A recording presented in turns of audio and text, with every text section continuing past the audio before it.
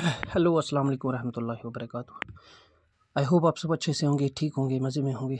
चलिए आज हमने जो टॉपिक स्टार्ट किया है अर्थक्वेक। ये जो सारा कुछ देख रहे हैं आप, अभी आपको समझ नहीं आएगा, लेकिन इंशाअल्लाह रहमान अगर आप ये वीडियो आधा घंटा बनती है, 1 घंटा बनती है, अगर आपने इसको अच्छे से देख लिया इंशाअल्लाह रहमान, अर्थक्वेक के पूरे चैप्टर के अंदर अर्थक्वेक के पूरे कंसेप्ट के अंदर आप इंशाअल्लाह रहमान इतनी काबिलियत रखेंगे कि आपको पता होगा कौन सी चीज़ क्या है। ठीक है ना? तो चलिए आज हम फुल कंसेप्ट जो अर्थक्वेक का है ये पढ़ते हैं। मुझसे जितना हो सका है मैं उतना मैंने किया, अपनी तरफ से रिसर्च की, कुछ भी किया। अब बाकी जो है वो आपके ऊपर डिपेंड करता है। अगर मुझसे कुछ गलती हो गई होगी तो आप इसको ठीक करने की भी कोशिश कीजिएगा खुद से। ठीक है, चलिए। We are the human beings and now start. Earthquake क्या होता है? सडन मूवमेंट्स, अचानक से हिलना ज़मीन का। ठीक है, उसको हम अर्थक्वेक कहते हैं कि बिनौलाव कश्मीरी में, उर्दू में हम जलज़ला भी बोलते हैं। ठीक है, सो ये सब कहते हैं हम। तो जब भी ये मूवमेंट्स होती हैं अचानक से, सडन मूवमेंट्स, इनको हम अर्थक्वेक का नाम देते हैं। तो ये होती कैसे हैं, क्यों होती हैं, वजह क्या है? देखिए, सबसे पहले आप यहाँ पे देख रहे हैं, ये है हमारी अर्थ। ठीक है, ये सारी आप अर्थ मानो इसको। अर्थ की लेयर्स होती हैं, ठीक है, जिसको हम क्रस्ट बोलते हैं, मेंटल बोलते हैं और कोर बोलते हैं। आपको पता है मैग्मा जो सब कुछ होता है ये सारा प्रेजेंट होता है कहाँ पे? कोर में होता है। ठीक है, और इस मैग्मा का टेम्परेचर कितना होता है? 5,500, मैंने मेंशन किया हुआ है यहाँ पे, देख सकते हैं आप। 5,500 डिग्री सेल्सियस इसका क्या होता है?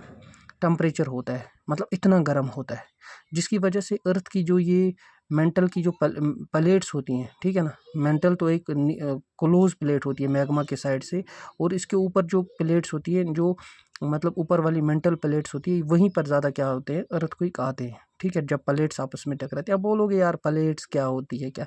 यार प्लेट्स सीधा समझो कि प्लेट्स ज़मीन के छोटे छोटे हिस्से होते हैं। ठीक है, अलग अलग, लेकिन अलग होते हैं। ठीक है, अब वो प्लेट्स, उनका मोटापा कितना होता है? देखिए, आपने पढ़ा होगा पहले, ये जो मैंने लिखा है LAHB, LAHB। एल का मतलब है लिथोस्फीयर, ए का मतलब एटमॉस्फेयर, एच का मतलब हाइड्रोस्फीयर, बी का मतलब बायोस्फीयर।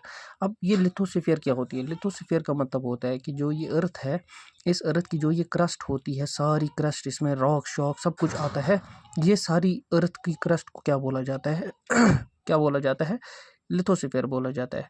अब ये इतनी मोटी होती है, इसका मोटापा कितना होता है? 100 किलोमीटर, मतलब इतनी मोटी होती है, जो कि इसकी लेंथ जो होती है, मोटापे की जो इसकी ये होती है, वो मोटापा कितना होता है? लगभग 100 किलोमीटर कितना मोटा होता है। अब होता क्या है? अब इस मोटापे की वजह से, अब बोलोगे सर पानी कहाँ से आता है? ये तो पता चल गया कि प्लेट्स अलग अलग होती हैं, अलग अलग हिस्से होते हैं, ये आपस में टकराते हैं। कहाँ पे टकराते हैं? ये टकराते हैं मेंटल के ऊपर। ठीक है, मेंटल के ऊपर मतलब ऊपर वाली मेंटल की सतह, नीचे वाली मेंटल की सतह नहीं, ऊपर वाली मेंटल की सतह। ये भी पता चल गया कि ये इसलिए टकराते हैं क्योंकि प्लेट्स मूवमेंट करती है। प्लेट्स मूवमेंट क्यों करती है? प्लेट मूवमेंट इसलिए करती है क्योंकि प्लेट्स के पीछे का मूवमेंट करने का रीज़न ये है कि देखिए, आप एक बर्तन रखिए, उसमें पानी रखिए भर के, गैस के ऊपर टेम्परेचर रखिए बहुत ज़्यादा। अब कुछ ऊपर से ढक्कन भी रखिए। कुछ टाइम के बाद वो पानी जब ज़्यादा से ज़्यादा गर्म होगा ना, तो उसकी वेपर्स जो होगी ना, वो उस ढक्कन को टंग टंग करेंगे, वो साइड में मूवमेंट करेगा ढक्कन। वो मूवमेंट क्यों करता है? Because of energy. वो एनर्जी कहाँ से मिलती है उसको? वो एनर्जी मिलती है उसको वेपर्स से जो आते हैं। ठीक है, तो वो गर्मी की वजह से आते हैं। ठीक है, वो वेपर्स, पानी के वो बुलबुले, तो उसकी वजह से उनको क्या मिलती है? एनर्जी, उसकी वजह। सो इसीलिए प्लेट्स भी मूवमेंट इस वजह से करती हैं क्योंकि मैग्मा जो होता है वो बहुत ज़्यादा गर्म होता है। उसकी 5,500 डिग्री उसकी सेल्सियस उसका टेम्परेचर होता है। तो सोचो कितना मतलब ये होगा।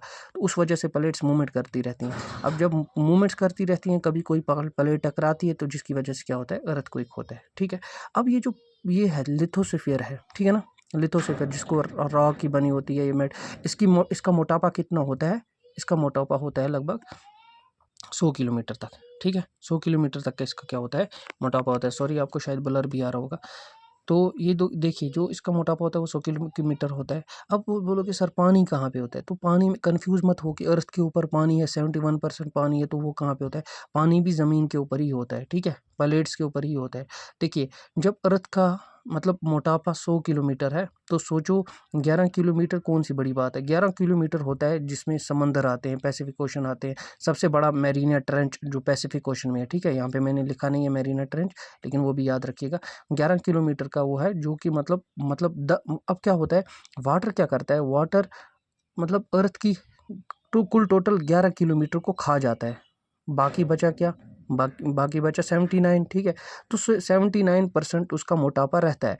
तो इसीलिए सबसे ज़्यादा अर्थ कोई कहाँ आते हैं, यू कैन से समुद्र में इसलिए आते हैं क्योंकि उसका मोटापा कम हो जाता है। पानी जो है वो धसा देता है, कि कम कर देता है मोटापे को। तो उस वजह से क्या होता है, मतलब अर्थ को एक ज़्यादा ये आते हैं, ओशंस में आता है। अब ये भी देखिएगा कि क्यों आते हैं, किस ओशन में सबसे ज़्यादा आते हैं। तो इतना आपको समझ आया कि लिथोस्फीयर की बनी है, ठीक है, लिथोस्फीयर की बनी है, टेम्परेचर इतना रहता है, ठीक है। सबसे ज़्यादा अगर देखा, वाटर भी किसके ऊपर प्रेजेंट है, लिथोस्फीयर के ऊपर ही प्रेजेंट है वाटर। अब हाइड्रोस्फीयर क्या होती है, अभी आपको एटमॉस्फेयर होता है, जो हमारा एटमॉस्फेयर जिसमें हम गैसेस वैसेस देखते हैं डेली का रूटीन, जो भी गैसेस होती हैं ये हमारा एटमॉस्फेयर होता है, जो भी अर्थ के ऊपर का, ठीक है। अब हाइड्रोस्फीयर क्या होता है, हाइड्रोस्फीयर हर वो जगह होती है जहाँ पे क्या होता है, पानी होता है, ठीक है, पानी होता है, उसको हम हाइड्रोस्फीयर बोलते हैं। अब बायोस्फीयर हो गया, जो हम लिविंग बींग्स हैं एक दूसरे के साथ जो हमारी रिलेशनशिप रहती है, उसको हम बायोस्फीयर बोलते हैं। मेनली ये टॉपिक तो अलग है, ये अलग से पढ़ाना था, लेकिन चलिए मैंने आपको बोल दिया इसमें भी। अब होता क्या है, जब ये प्लेट्स आपस में टकराती हैं तो देखिए क्या होता है, ये मेंटल के ऊपर आई, ठीक है ना, प्लेट्स दो आई, एक यहाँ से आई, एक यहाँ से आई, टकराई। यहाँ पे जब टकराती हैं वहाँ पे क्या बनता है, फोकस बनता है। जैसे ही ये अब पता है आपको ये टकराती क्यों है, जब ये मतलब नीचे से जब ज़्यादा मैग्मा, जब इनको मतलब टेम्परेचर ज़्यादा, ये ज़्यादा मूवमेंट करेंगी तो ऑब्वियसली आपस में कभी ना कभी कहीं ना कहीं आके टकराती हैं। लेकिन टकराती कहाँ है, मेंटल में। अब मेंटल के ऊपर वाले हिस्से में जब ये टकराती हैं, एक प्लेट दूसरी प्लेट के साथ, एक हिस्सा दूसरे हिस्से के साथ, तो यहाँ पे क्या होता है, बनता है फोकस। यहाँ पे एनर्जी रिलीज होती है, जहाँ पे ये टकराती हैं जगह को हम फोकस बोलते हैं। और जहाँ से ये एनर्जी रिलीज होती है, ये एनर्जी रिलीज होती है वेव्स की शक्ल में आती है। वेव्स पता है ना किसको बोलते हैं, ऐसे वाली वेव्स होती हैं, ठीक है। या वेव्स ऐसे होती हैं, ऐसे भी होती हैं, ऐसे भी होती हैं, ऐसे भी होती हैं, ऐसे भी होती हैं। बीच वाला से ये सेंटर होता है, यहाँ भी वेव जाती है, यहाँ जाती है, यहाँ जाती है, इनको वेव्स बोलते हैं, ठीक है। अब वेव्स क्या करती हैं, ज़मीन के ऊपर वाले हिस्से की तरफ जाती हैं, नीचे भी जाती हैं, हर तरफ जाती हैं। तो जब ऊपर जाती हैं तो जहाँ पे ऊपर वाला पॉइंट, जहाँ पे मेन अर्थ का मतलब क्रस्ट है, मेन ऊपर जहाँ पे हम रहते हैं, तो इस जगह पे जब जहाँ पे यहाँ लोग रहते हैं या कोई रहता है, तो यहाँ पे इस जगह को बोलते हैं एपिक सेंटर। एपिक सेंटर वो जगह होती है जहाँ पे सबसे ज़्यादा क्या होता है, नुकसान होता है, ठीक है। जहाँ पे सबसे ज़्यादा नुकसान होता है वो जगह कौन सी होती है, एपिक सेंटर। अब ये क्यों क्यों होता है, कौन सी चीज़ क्या करती है, ये समझिएगा, आपको अच्छे से समझ आएगा। मैंने बोला ना आपको, इंशाल्लाह रहमान बने रहिएगा तो आपको पूरा कंसेप्ट अच्छे से क्लियर होगा। जब ये फोकस से मतलब प्लेट्स टकराई फोकस की जगह पे, ठीक है। अब फोकस से वेव्स जनरेट हुई। पहली होती है वेव्स प्राइमरी वेव, दूसरी होती है सेकेंडरी वेव, थर्ड होती है लव वेव। अब ये क्या होती है, प्राइमरी प्राइमरी वेव वो वेव होती है जिसकी स्पीड कितनी किलोमीटर होती है, 6 किलोमीटर स्पीड होती है। और वो इतनी तेज़ होती है कि अगर देखिए, अगर यहाँ पे दो प्लेट्स आपस में टकराएंगी तो उसकी जो तेज़ वेव निकलेगी उसको प्राइमरी वेव बोलते हैं। वो इतनी तेज़ होती है कि जो अर्थ के कोर को भी पार कर सकती है, जो अर्थ का कोर है मैग्मा, इसको भी पार कर सकती है, इतनी तेज़ होती है। अब बोलोगे सर इतनी तेज़ होती है तो इसका मतलब है हमें खतरा है। हमें प्राइमरी वेव से कभी खतरा नहीं होता है, हमें हमेशा लव वेव से खतरा होता है, ठीक है। ये जो लव वेव है ना, ये बहुत ही डेंजर, ये अभी आपको समझ आएगा। तो ये जो फोकस, ये जो मतलब प्राइमरी वेव है, इसकी स्पीड कितनी किलोमीटर होती है, लगभग 6 किलोमीटर के आसपास होती है। और ये क्या करती है, ये मतलब अर्थ के फोकस से जब हर तरफ जाती हैं, ठीक है, ऊपर भी आती है, साइड से भी जाती है, इतनी तेज़ी से जाती है कि ये हमारे मकान, जो हमारे दुकान, जो चीज़ें भी हैं, उनको जल्दी से ऐसे हिलाती है, बस चली जाती है। दैट मीन्स हिलाकर चली जाती है, तेज़ ही होती है सबसे ज़्यादा, ठीक है। अब एपिक सेंटर तो आपको समझ आ गया होगा कि एपिक सेंटर क्या होता है। अब जब ये हिलाकर तेज़ से चली जाती है तो इसको हम बोलते हैं प्राइमरी वेव। अब प्राइमरी वेव के बाद क्या आती है, सेकेंडरी वेव। सेकेंडरी वेव की स्पीड लगभग 3.5 किलोमीटर पर आवर होती है, ठीक है।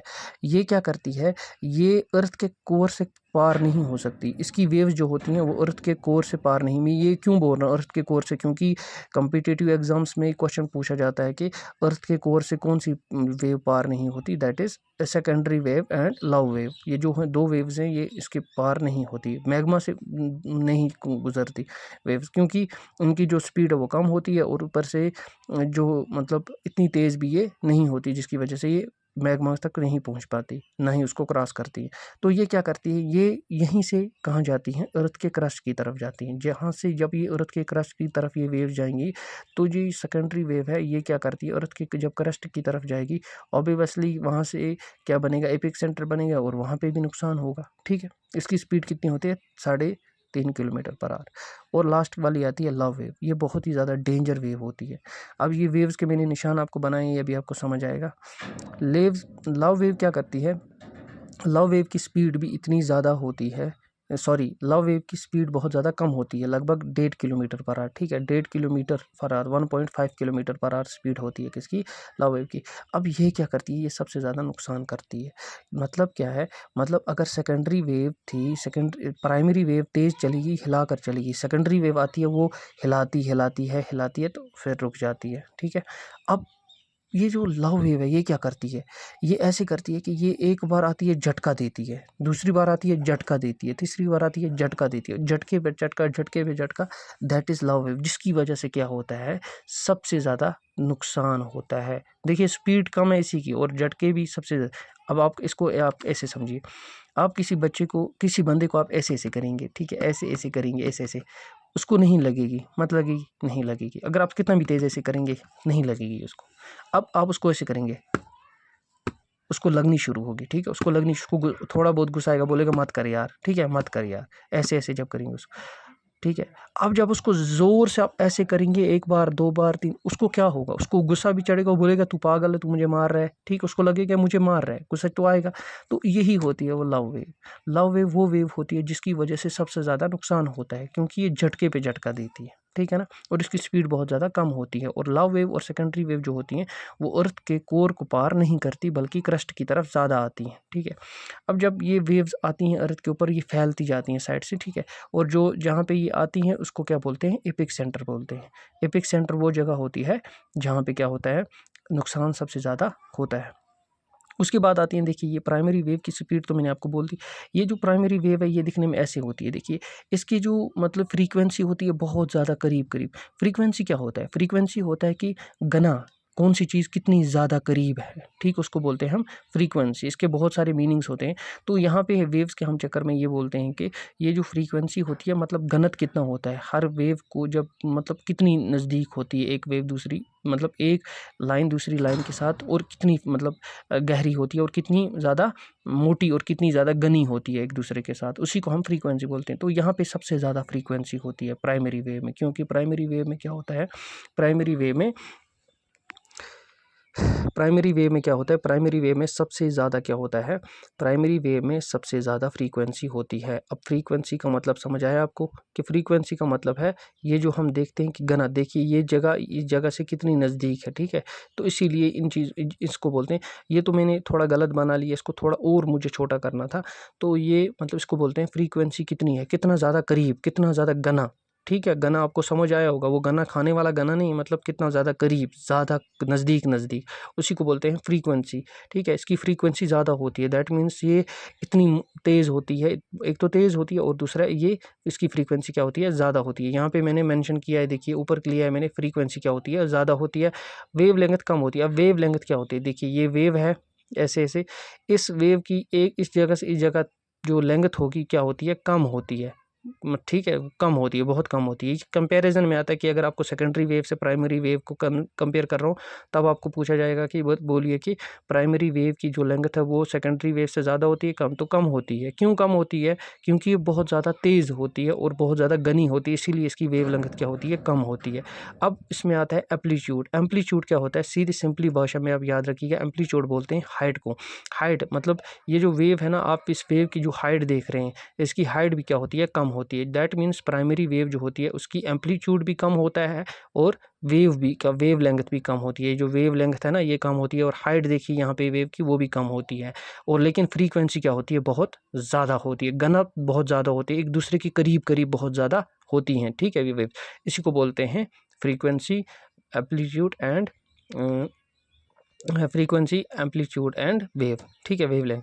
अब यहाँ पे आते हैं दूसरी वेव के ऊपर। ये आप देख रहे हैं, इसको बोलते हैं हम इसको इस सेकेंडरी वेव, ठीक है। सेकेंडरी वेव की देखिए लेंथ।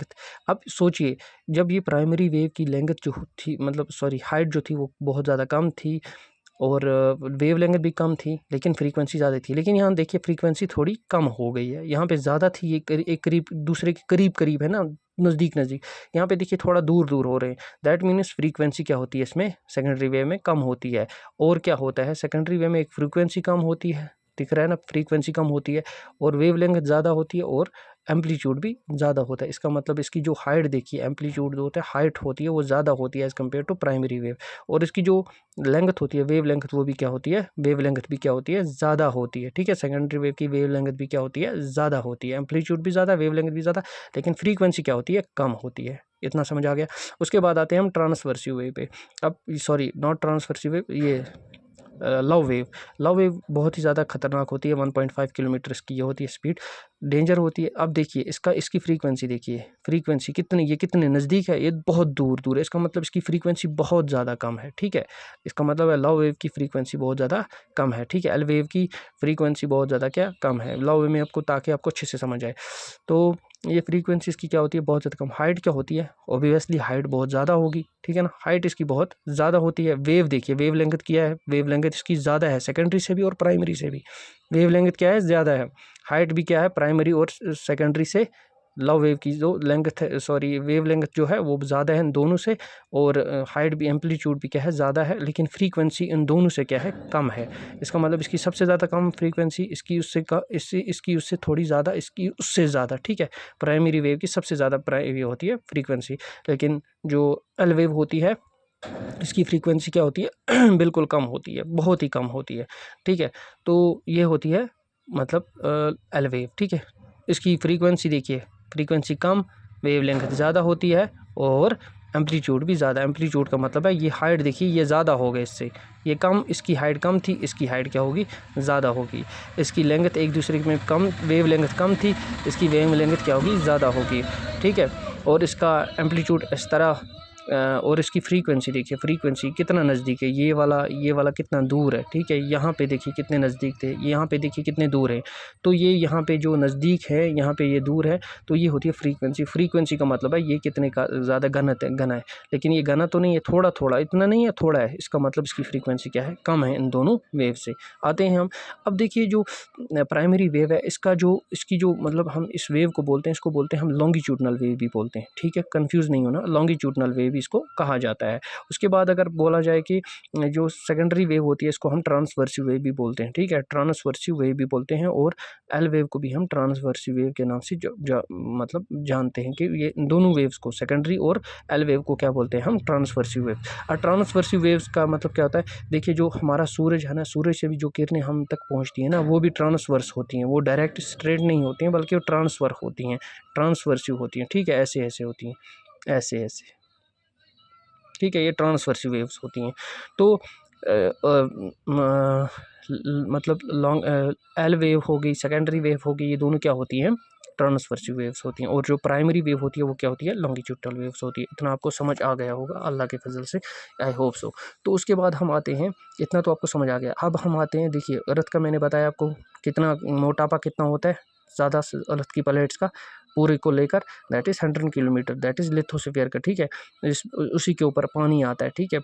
पानी में सबसे ज़्यादा जलजले क्यों, ये अर्थक्वेक क्यों आते हैं, इसलिए आते हैं क्योंकि उसका जो मोटापा होता है वो कम हो चुका होता है 10 के, ठीक है। इस वजह से पानी के अंदर, ओशंस के अंदर सबसे ज़्यादा अर्थक्वेक आते हैं, क्लियर। उसके बाद अगर देखें सबसे ज़्यादा मैरीना ट्रंच, जो सबसे ज़्यादा गहरा समुद्र के अंदर जो चीज़ है वो है मैरीना ट्रंच, जिसकी हाइट कितनी है, लगभग 11 किलोमीटर, ठीक है, वाटर के अंदर।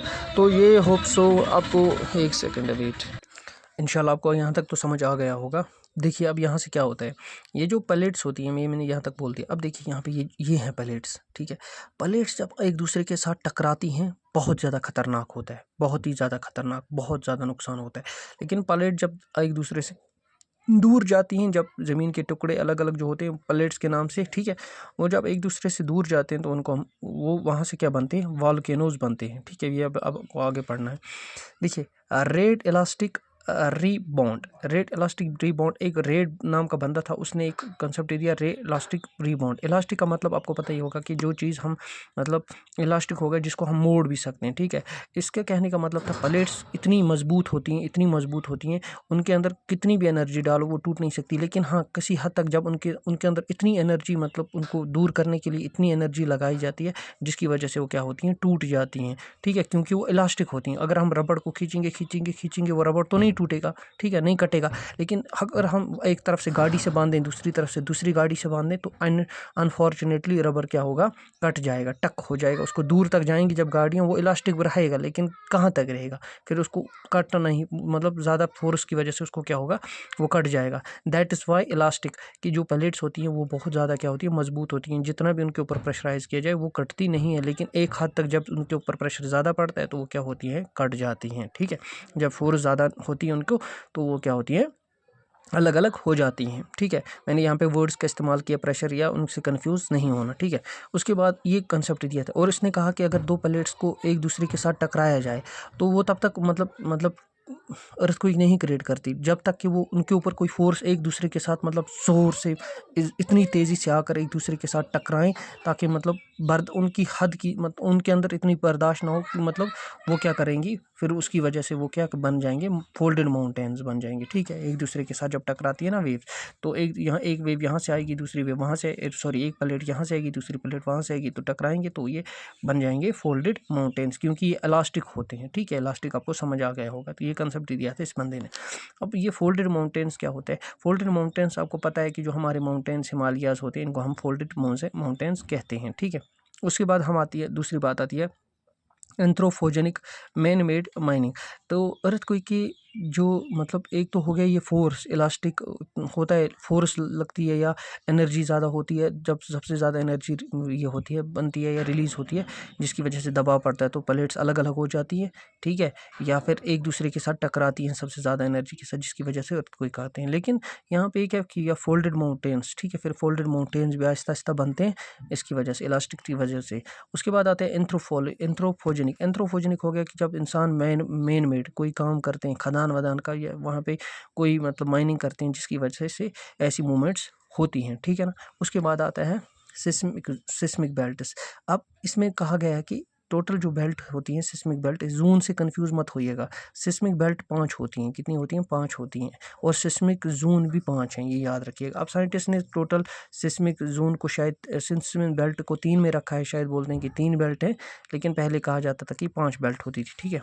अब देखिए, पहली जो बेल्ट होती है उसको हम बोलते हैं पैसिफिक बेल्ट। अब पैसिफिक बेल्ट क्या होती है, जिसको हम रिंग ऑफ फायर भी बोलते हैं। अब ये क्या होता है, ring of fire, Pacific belt, ये सब क्या होता है। देखिए, पैसिफिक ओशन है ना, पैसिफिक ओशन को ही एक हिसाब से पैसिफिक बेल्ट बोलते हैं। यहाँ पे क्या होता है, यहाँ पे 63% सबसे ज़्यादा मैक्सिमम मतलब क्या होता है, अर्थक्वेक आते हैं। ये जो आप देख रहे हैं ना, यहाँ से एक तरफ से है एशिया, दूसरी तरफ से है अमेरिका, ठीक है। इस पैसिफिक ओशन के दरमियान एक एशिया है, दूसरा अमेरिका है, और इस यहाँ पे जो प्लेट्स होती हैं ना, ये जो प्लेट्स है, ठीक है, रिंग ऑफ फायर, ये जो यहाँ पे की प्लेट्स जब एक दूसरे के साथ टकराती हैं ना, तो बहुत ज़्यादा क्या होता है, अर्थक्वेक होता है, मैक्सिमम अर्थक्वेक होता है। जब एशिया की प्लेट से ये रिंग ऑफ फायर की प्लेट्स टकराती हैं तो बहुत ज़्यादा यहाँ पे अर्थक्वेक होता है, या फिर अमेरिका की प्लेट से यहाँ ये प्लेट्स टकराएगी तो बहुत ज़्यादा अर्थक्वेक होगा। 63% यहाँ पे होता है। क्यों होता है, ये सबसे ज़्यादा गहरा, जिसको ओशन बोलते हैं, गहरा ओशन है, ठीक है, ये पैसिफिक ओशन 63%। अब ये क्या होता है, इसकी मतलब क्या, इसकी क्या मिसाल है कि ये कैसे होता है, क्यों होता है, इसको रिंग ऑफ फायर क्यों बोलते हैं। देखिए, ये जो प्लेट्स होती है ना, इसकी प्लेट्स, जब ये प्लेट्स अलग अलग हो जाती हैं तो यहाँ पे बहुत ज़्यादा वॉल्केनोज बनते हैं, ठीक है, क्या बनते हैं, वॉल्केनोज। प्लेट्स जब एक दूसरे से दूर जाती हैं तो क्या बनते हैं, वॉल्केनोज बनते हैं। वॉल्केनो फट के बाहर आते हैं, इसका मतलब प्लेट्स आपस में क्या हो गई हैं, अलग अलग हो गई हैं, इसकी वजह से वॉल्केनो ऊपर आ गया।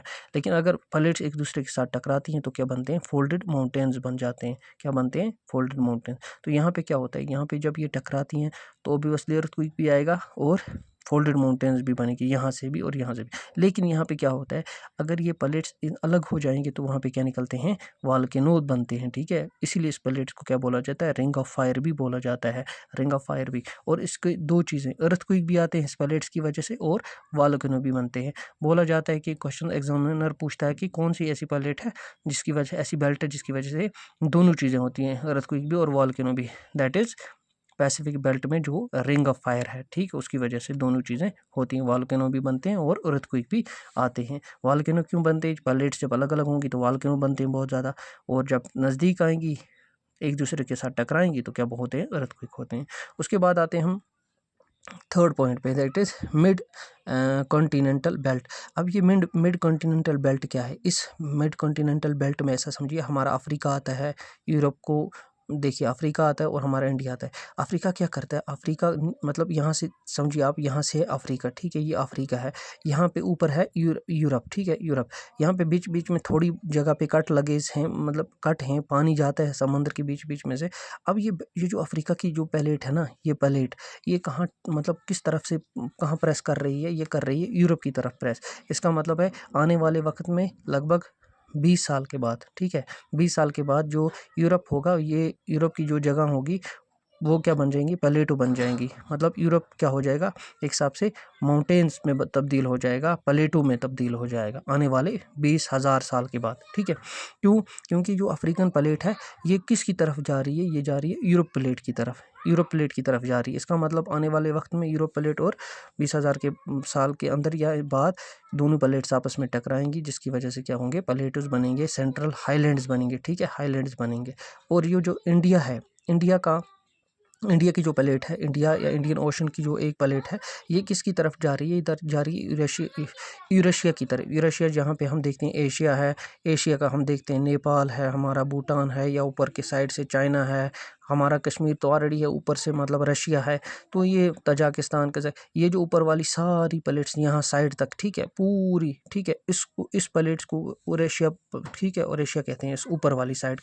तो ये जो इंडिया है, इंडियन प्लेट्स जो होती है ये किसकी तरफ जा रही है, ये जा रही है, ये ऑलरेडी इसके साथ अटैच है, लेकिन ये और ज़्यादा प्रेस कर रही है इसको, ठीक है, जिसकी वजह से हर दिन हम देखते हैं कि हर साल देखते हैं कि माउंट एवरेस्ट की जो हाइट होती है वो बढ़ती जाती है। क्यों बढ़ती है माउंट एवरेस्ट या हिमालयाज़ की, क्यों बढ़ते हैं, क्योंकि वहाँ पे 5 सेंटीमीटर ग्रोथ होती है, किसकी, हर साल 5 सेंटीमीटर ग्रोथ होती है लेंथ में, ठीक है, किसकी, माउंटेन्स की। क्यों होती है, क्योंकि हर साल प्लेट्स जो होती हैं वो, ये जो इंडियन प्लेट्स है वो ऊपर जा रही है रशिया की तरफ, और प्रेस करती है। मैंने बोला आपको इलास्टिक है, जितना इलास्टिक जोर करेगा उतनी ही वो ज़्यादा क्या होगी, ऊपर होगी।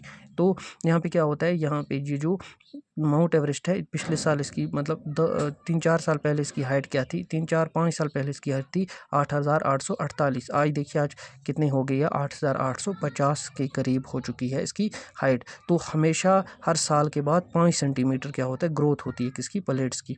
उसके बाद आते हैं हम थर्ड बेल्ट पे। आई होप आपको समझ आ गया होगा।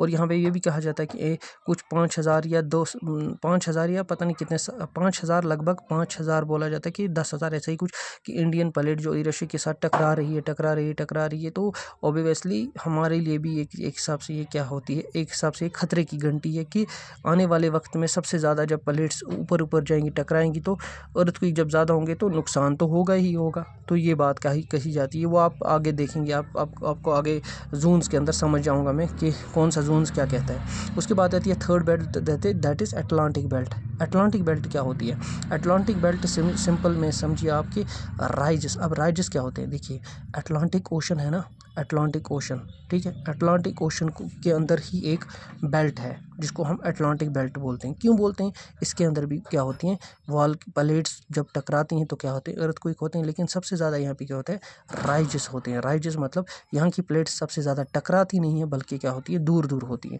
देखिए समझिए ऐसे कि एक प्लेट ये है, एक प्लेट ये अभी करीब थी, ये अब दूर दूर हो गई, ये अलग हो गई, दरार आ गई इसके बीच में, देखा है, दरार आ गई। तो ये प्लेट अब यहाँ जा रही है, ये यहाँ जा रही है, बीच में दरार आ रही है, इसी दरार को क्या बोलते हैं, RIDGES, राइड्स बोलते हैं, ठीक है। और ये राइड्स सबसे ज़्यादा कहाँ पाए जाते हैं, ये अटलांटिक ओशन में ही अटलांटिक बेल्ट में पाए जाते हैं। और सबसे सबसे लंबी जो राइज है, दुनिया की सबसे लंबी राइज, वो कहाँ पे है? वही इस अटलांटिक बेल्ट के अंदर है, सबसे लंबी दरार, ठीक है, अटलांटिक बेल्ट के अंदर है। आई होप आपने ओशन पढ़ा होगा, ओशंस का ये पढ़ा होगा आपने कि ओशंस क्या होता है, ओशन कितने किस्म के होते हैं, Pacific ocean, Atlantic ocean, Indian ocean. ये ओशन तो आपने पढ़े होंगे, ये बेसिक चीज़ें हैं, ये आपने पढ़ी होंगी। तो चलिए फिर हम टर्न आउट करते हैं, यहाँ से कुछ रह मत गया। इतना था हमारा, ये था हमारा अटलांटिक बेल्ट की तरफ से, ठीक है। अब आपको यहाँ तक तो समझ आया होगा अल्हम्दुलिल्लाह। चलिए हम देखते हैं अब दूसरा। यहाँ पे ये है, देखिए आप अगर बने रहेंगे इंशाल्लाह आपको कंसेप्ट क्लियर हो जाएगा मेरी तरफ से, लेकिन आई होप आपको समझ आ रहा होगा मैं क्या पढ़ा रहा हूँ। देखिए ये यहाँ से समझाने से पहले मैं आपको शेर बोलता हूँ। गिरते हैं शहसवार मैदान जंग में, वो तिफ़्ल क्या गिरे जो घुटनों के बल चले। तो ये मत सोचिए कि वीडियो बड़ा हो गया है, इसको कौन, जितना आप इसको फोकस के साथ देखेंगे ना इंशाल्लाह रहमान आपका पूरा कंसेप्ट भी क्लियर होगा। माशाल्लाह आप इसमें मतलब नॉलेजेबल इंसान माने जाएंगे कि आपके पास नॉलेज। देखिए मैं ये सब पढ़ रहा हूँ, मैं खुद को समझाने के लिए पढ़ रहा हूँ, मैं आपको सब पढ़ाने के लिए नहीं पढ़ रहा हूँ, मैं खुद को पढ़ाने के लिए ये सब कुछ कर रहा हूँ। मुझे कोई फ़र्क नहीं पड़ता कि क्या, लेकिन मैं ये भी चाहता हूँ कि जब मैं खुद के लिए पढूँ तो अगर हो सकता है किसी को मुझसे हेल्प पहुँचे तो वो भी बेटर है, क्योंकि बहुत सारे ऐसे स्टूडेंट्स होते हैं, आई नो, मतलब उनका ऐसे बैकग्राउंड से होते हैं जिनको बेचारों को कुछ भी पता नहीं होता। इवन आज अगर देखेंगे बहुत सारे ग्रेजुएट स्टूडेंट्स भी होंगे जिनको इतनी बहुत मतलब इतना पता नहीं होगा। मैं ये नहीं कर रहा कि मतलब उनको ये कर रहा हूँ, वो नहीं पता होगा, जेन्युइन सी बात है। तो ये इंसान को करना है, ये चीज़ें पढ़नी हैं, इन चीज़ों के, क्योंकि फ्यूचर की चीज़ें मैं आपको बता रहा हूँ। इससे पहले मैंने आपको फुल लाइटिंग का कॉन्सेप्ट बताया था, अब आपको मैं अर्थक्वेक का कॉन्सेप्ट बता रहा हूँ। तो आप इसको पढ़िए, एक बार देखिए, मैंने जो बोला उसको समझिए, उसके बाद खुद से भी देखिए, खुद से भी रिसर्च कीजिए, देखिए जाके, उसके बाद आपको और कुछ पॉइंट मिलेंगे। लेकिन इसमें लगभग आपके 80 से 90% आपके पॉइंट्स इसके अंदर कवर हो जाएंगे। 90% अगर आपने वीडियो देख लिया, 90% आपके कंसेप्ट्स क्या हो जाएंगे, क्लियर हो जाएंगे। इसके जो बचे 10% कुछ पॉइंट इधर उधर के, तो वो आप रिसर्च करके देख सकते हैं, तो आपका पूरा कंसेप्ट क्लियर हो जाएगा। तो मेरा मकसद है ताकि आप आने वाली फ्यूचर वक्त में आपको पता चले कि क्या होता है अर्थक्वेक, क्यों होता है, किस तरह होता है, किस वजह से होता है, काज क्या होते हैं। देखिए हम देखते हैं कि अगर हम अर्थ की बात करें तो अर्थ के ऊपर बहुत ज़्यादा प्लेट्स हैं। मैंने आपको बहुत पहले ही बोला, छोटी छोटी प्लेट्स होती हैं, ठीक है, छोटी छोटी प्लेट्स होती हैं अर्थ की, जो मतलब ज़मीन के हिस्से होते हैं, जो एक दूसरे के साथ क्या होते हैं, टकराते हैं या दूर दूर होते हैं, ठीक है, दूर होते हैं तो वॉल्केनो बनते हैं, टकराते हैं तो क्या होता है, अर्थक्वेक हो जाते हैं। टकराते जब सबसे ज़्यादा ज़ोर से टकराएंगे तो तब अर्थक्वेक होंगे, जब सबसे ज़्यादा ज़ोर से अलग होंगे तो तब वॉल्केनो बनेंगे, ठीक है, वॉल्केनो निकल कर आता है। अब ये होता क्या है, देखिए यहाँ पे आपको मेंशन किया है फूका क्या है, फूका एक ऐसा प्लेट है, ऐसी प्लेट है जिसकी वजह से यूएसए में सबसे ज़्यादा क्या होता है, अर्थक्वेक आता है। फूका प्लेट है, फूका प्लेट का नाम है, ठीक है, प्लेट का नाम है। तो वो ज़मीन का एक टुकड़ा है, हिस्सा है, ठीक है, जिसकी वजह से सबसे ज़्यादा अर्थक्वेक कहाँ पे आते हैं, यूएसए में आते हैं। उसके बाद कोकोस मैक्सिको के अंदर, ये भी मतलब ये समझिए सारी ये क्या है, प्लेट्स से, ठीक है, प्लेट्स के नाम है। तो ये कोकास जो है ये मैक्सिको के अंदर सबसे ज़्यादा मतलब अर्थक्वेक लाने में मदद करता है या लाता है। नाज़का पेरू के अंदर, पेरू एक कंट्री है, ठीक है, पेरू के अंदर सबसे ज़्यादा लाता है नाज़का प्लेट, जो मेरे पेरू के अंदर लाती है। इसी तरह अफ्रीका में, देखिए पॉइंट इंपॉर्टेंट है, अफ्रीका में क्या होता है, अफ्रीका रिफ्ट क्या होता है, अफ्रीका एक आपको पता है कंटिनेंट है, तो अफ्रीका का जो आधा कंटिनेंट है वो अलग हो रहा है, उसके अंदर राइज हो रहे हैं, राइज का मतलब है ना दरार आ रही है, तो बहुत बड़ी दरार आ रही है, जिसकी वजह से आधा अफ्रीका का जो कंटिनेंट हो वो क्या होगा, अलग हो जाएगा। अगले 50,000 साल के अंदर वो क्या हो जाएगा, अफ्रीका से अलग हो जाएगा। ये अफ्रीका रिफ्ट जो है ये बेल्ट है, ठीक है, अफ्रीका प्लेट है, या सॉरी बेल्ट नहीं प्लेट है, जो जिसमें भी दरार आ रही है, जो इसकी प्लेट क्या होगी, अलग हो जाएगी इससे, ठीक है, उसमें तंजानिया बाकी कंट्रीज़ आती हैं। तो ये पिछले अगले 50,000 साल के बाद क्या हो जाएगा, अलग हो जाएगा।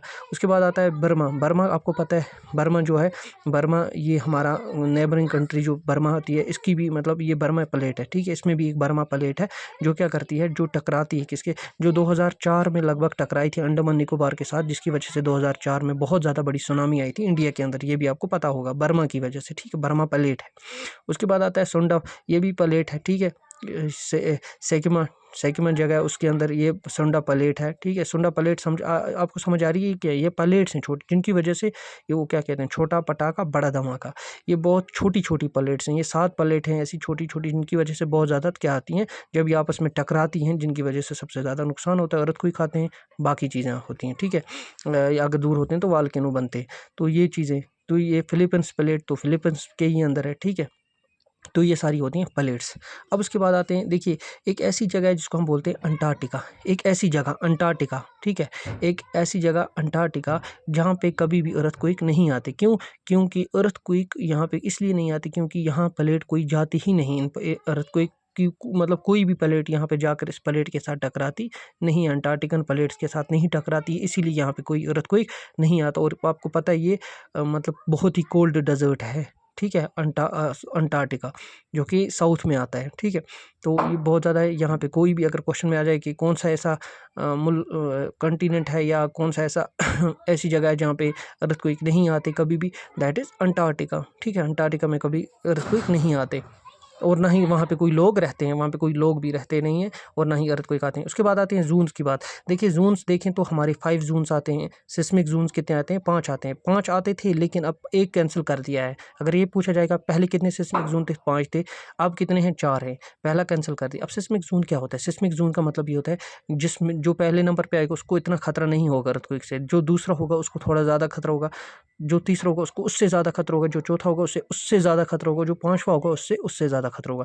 मैं डायरेक्ट 5वें ज़ोन पर आता हूँ, ठीक है। ये 5वां ज़ोन है, ये बहुत ही ज़्यादा खतरनाक माना जाता है क्योंकि यहाँ पे प्लेट्स क्या होती है, ऑलरेडी प्रेशराइज होती हैं, मतलब एक दूसरे के ऊपर और ज़्यादा प्रेस करती हैं, तो जिसकी वजह से अर्थक्वेक ज़्यादा आते हैं। जैसे कि हमारा कश्मीर, ठीक है, जम्मू कश्मीर डेंजर 5 में आता है, सिस्मिक ज़ोन 5 में आता है। तो सिस्मिक ज़ोन 5, ये क्वेश्चन आता है कि जम्मू कश्मीर कौन से सिस्मिक ज़ोन में आता है, दैट इज़ 5। तो 5 में आता है, तो ये बहुत ही डेंजर है। क्यों? क्योंकि यहाँ पे आपको पता है फोल्डेड माउंटेन्स ऑलरेडी बढ़ते हैं हर साल 5 सेंटीमीटर। फोल्डेड माउंटेन्स क्या होते हैं, 5 सेंटीमीटर की ग्रोथ करते हैं, और यहाँ पे ये इसलिए डेंजर जोन है क्योंकि ये हमेशा से, मतलब यहाँ पे क्या रहती है, सिस्मिक कनेक्टिविटी, सिस्मिक और टेक्टोनिक प्लेट्स की ये रखती है, कनेक्टिविटी रहती है, और एक दूसरे के साथ सबसे ज़्यादा कनेक्ट रहते हैं, ठीक है। ये और ज़्यादा प्रेस कर रहे हैं, जैसे मैंने आपको पीछे पीछे पीछे बोला कि ये एक दूसरे के ज़्यादा प्रेस करते हैं, जिसकी वजह से क्या होता है, यूरेशियन प्लेट्स के साथ टकरा रही है, बहुत ज़्यादा और फोर्स कर रही है, टकरा तो चुकी है जिसकी वजह से फोल्डेड माउंटेन्स बने, लेकिन और ज़्यादा कर रही है।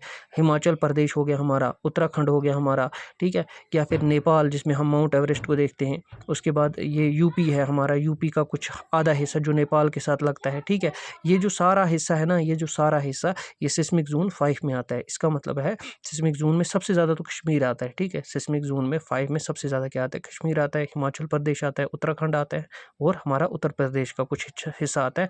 नेपाल तो सारा आता है, नेपाल हमारी कंट्री का हिस्सा नहीं है, लेकिन ये अलग से कंट्री है, लेकिन ये भी ये सिस्मिक जोन 5 में आता है। और भी बहुत सारी जगहें आती हैं। अब देखिए यहाँ पे ये जो सिस्मिक, ये जो डेंजर जोन है ना, ये तो मैंने आपको बोल दिया। अब देखिए भुज, भुज जो है, भुज एक जगह है गुजरात की, जहाँ पे क्या हुआ था, 26 जनवरी 2001 में, 26 जनवरी 2001 में बहुत ही बड़ा क्या हुआ था, अर्थक्वेक आया था, ठीक है। बहुत ही बड़ा क्या हुआ था, अर्थक्वेक आया था, किसकी वजह से, इसी की मतलब प्लेट्स की वजह से, ठीक है।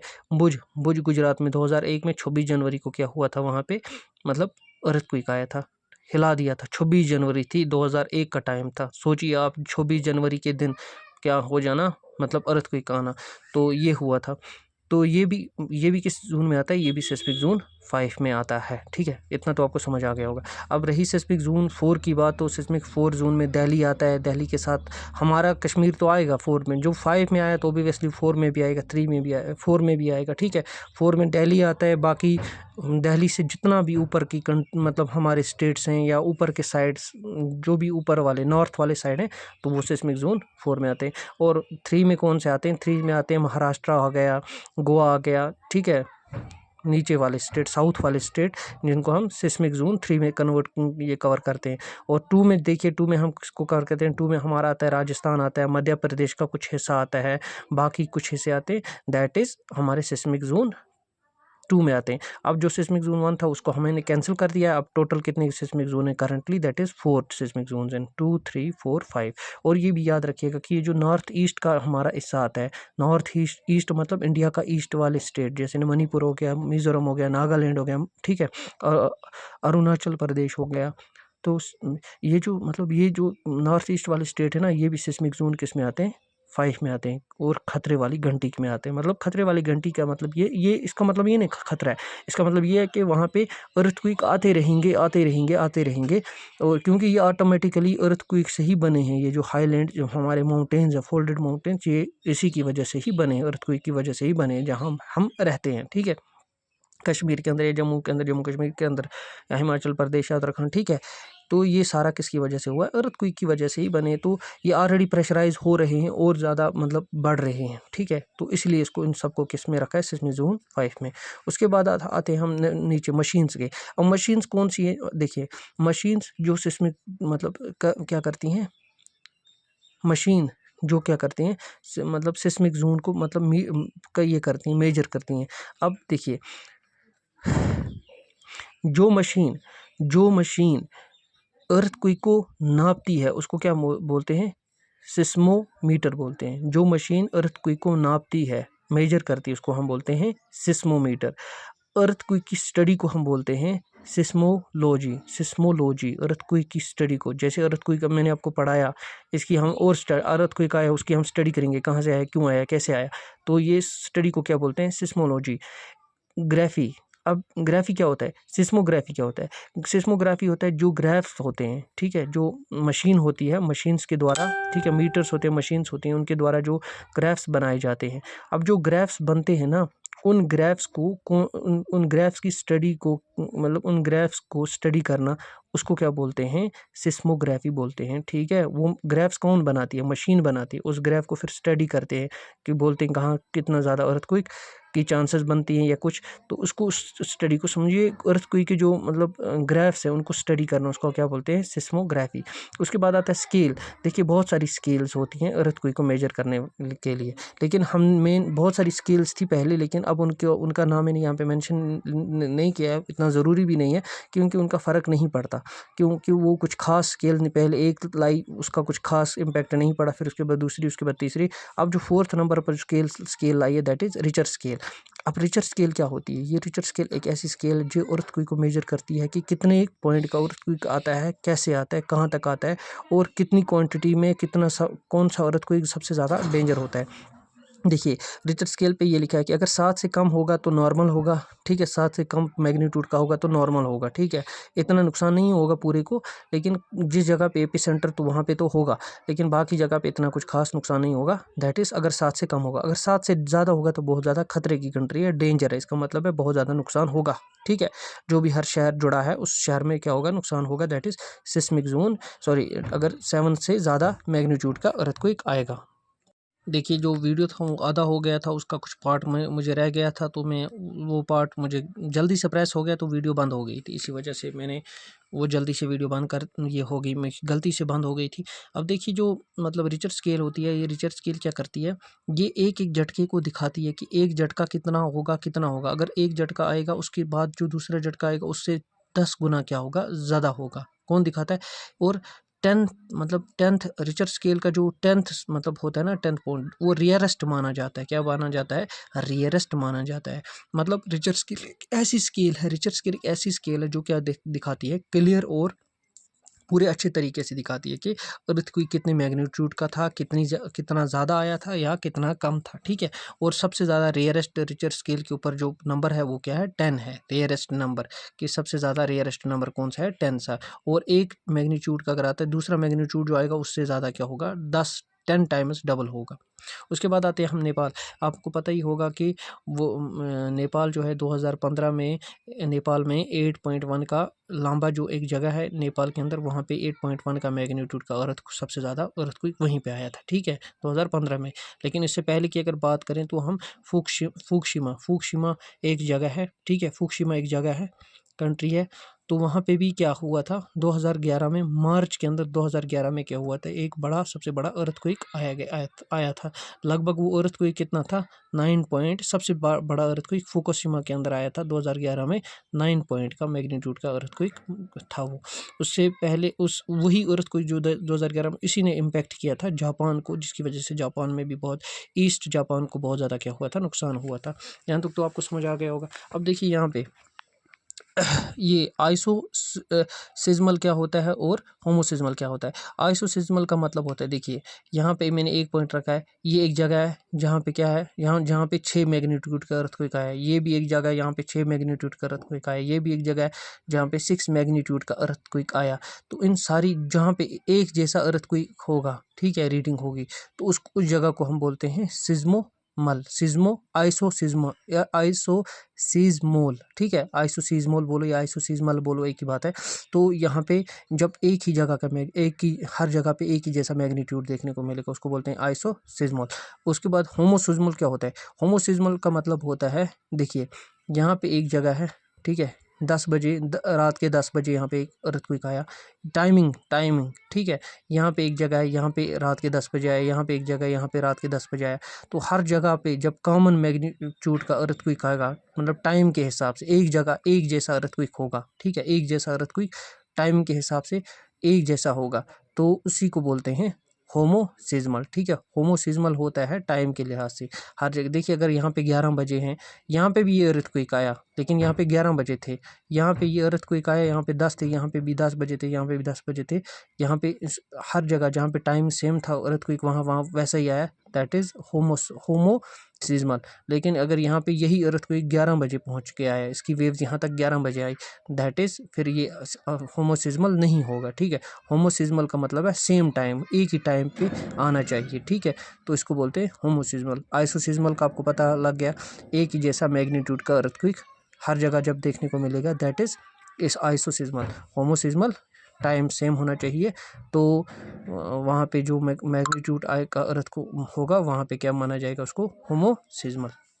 उसके बाद आते हैं हम आते हैं अपने लास्ट पॉइंट पे। देखिए यहाँ पे प्रिडिक्शन, क्या अर्थक्वेक को हम प्रिडिक्ट कर सकते हैं? बिल्कुल भी नहीं, अर्थक्वेक को हम प्रिडिक्ट नहीं कर सकते, लेकिन हमारे पास कुछ चीज़ें हैं जिनकी वजह से हम ऐसा महसूस कर सकते हैं, दैट इज रैंडन गैस। ये रैंडन गैस एक ऐसी गैस है, अर्थक्वेक आने से पहले लगभग 15 मिनट पहले ये बहुत ज़्यादा क्या होती है, क्वांटिटी में अर्थ के एटमॉस्फेयर के अंदर क्या होती है, रिलीज होती है, ठीक है। अब ये जो मशीन्स होती हैं, मशीन जो रैंडन गैस की कुछ मतलब मशीन्स होंगी, ऑब्वियसली मीटर्स होंगे, मशीन्स होगी जो ये नापती हैं कि रैंडन गैस ज़्यादा से ज़्यादा इंक्रीज हो रही है, इसका मतलब है कि अर्थक्वेक आने वाला है, ठीक है। उसके बाद दूसरी चीज़ इलेक्ट्रोमैग्नेटिक वेव्स, जो इलेक्ट्रोमैग्नेटिक वेव्स होती हैं, इनकी जो मशीन्स होती हैं, ठीक है, ये समंदर के अंदर इलेक्ट्रोमैग्नेटिक वेव्स भी हमें हेल्प करती हैं, मशीन्स को हेल्प करती हैं, ठीक है। इलेक्ट्रोमैग्नेटिक वेव का पता कैसे चलता है, तो ये पता चलेगा हमें मशीन से, जो इलेक्ट्रोमैग्नेटिक वेव को नापेगी, तो उस मशीन से हमें पता चलेगा इलेक्ट्रोमैग्नेटिक वेव क्या हो रही है। अगर ये भी इंक्रीज हो रही है, ये भी ज़्यादा हो रही है, इसका मतलब है कि अर्थक्वेक आने वाला है। या एनिमल बिहेवियर की वजह से, मतलब एनिमल जो कैट होता है, डॉग होते हैं, देखिए कैट और डॉग जो होते हैं, इनकी सुनने की क्षमता हमसे ज़्यादा अच्छी होती है, ये लो मतलब हर्ट से स्पीड से भी सुन सकते हैं, ठीक है। अब देखो क्या होता है, जब कोई भी चीज़ 20 डेसिबल से ज़्यादा होती है, वो चीज़ हम सुन सकते हैं, हम इंसान सुन सकते हैं, लेकिन अगर 20 से कम होगी, 20 मेगाहर्ट्ज़ से कम होगी, तो हम उस चीज़ को नहीं सुन पाएंगे। लेकिन फिर भी ये जो कैट होती है, डॉग होती है, वो 20 मेगाहर्ट्ज़ से जो हर्ट्ज़ स्पीड होती है, उससे मतलब कम भी अगर होगा, उसको सुन पाते हैं। तो देखिएगा कि जब अर्थक्वेक आएगा, उससे 10-15 मिनट पहले कुत्ते होंगे, बिल्ली होगी, कोई भी एनिमल्स होंगे, वो हरकतें करने लगेंगे या चिल्लाने या कुछ भागने लगेंगे, कुछ ना कुछ करने लगेंगे। दैट मीन्स कि अर्थक्वेक आने वाला है। और वो सबसे ज़्यादा कितने मिनट के अंदर पता लगता है, कि वो इतना टाइम भी नहीं देता है अर्थक्वेक आने के लिए, ठीक है। तो लगभग 10-15 मिनट से, ठीक है, 15 मिनट तक का टाइम, या 10 या 15 मिनट तक का टाइम मिलेगा आपको। उसके बाद आती है वाल की बात।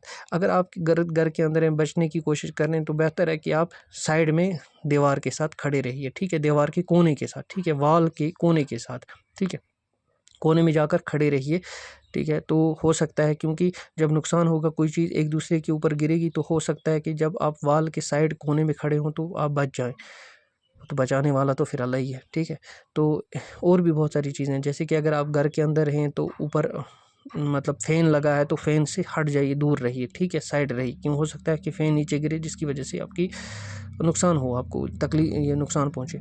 तो बहुत सारी ऐसी चीज़ें हैं, तो ज़्यादातर बचने के कोई चांस अल्लाह ताला अगर दे किसी को तो दे, वरना ऐसे खतरे में कहाँ 15 मिनट के अंदर कितना ही बचा सकते हैं इंसान खुद को। चलिए, आई होप आपको समझ आया होगा ये अर्थक्वेक का कंसेप्ट, आई होप सो। और आप मेरी इस वीडियो को लाइक करेंगे, शेयर करें या ना करें, क्या ही बोलूं, लेकिन देखिए ज़रूर ताकि आपको इससे थोड़ी हेल्प मिले। आई नो कि मेरी कॉपी लिखने की वजह से थोड़ा बहुत ब्लर भी आया होगा आपको, लेकिन इंशाल्लाह अगर आप 2-3-4 बार ये वीडियो देखेंगे तो आई होप सो कि आपको बहुत सारी चीज़ें क्लियर होगी इंशाल्लाह रहमान। चलिए, थैंक यू सो मच।